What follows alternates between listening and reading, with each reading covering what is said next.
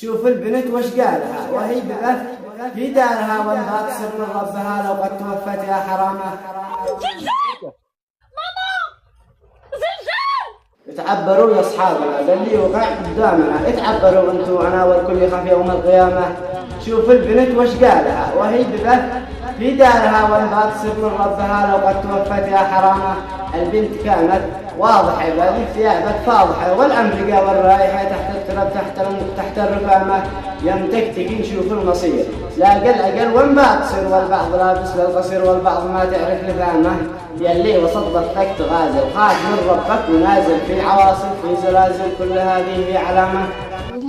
إذا استكي تحكي اشتير بل سالم تعين، هذا البث ذي مبين. وصلوا لا كل هين بنت سالم دون كرامة.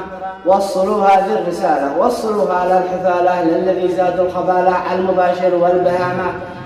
يا حفصة يجيني امريكيات كثير يحاولين يربطين معي علاقة بس اخاف. ابو عماد اشفي معك كل ما راينا موقعك نلقي البلاكر من معك يا اخي استحييك في عدامه. يلي بثك نسمعك تدي كلام ما يرفعك، ماشي الزلط ما تنفعك لو جيت لك ساعة ندامة.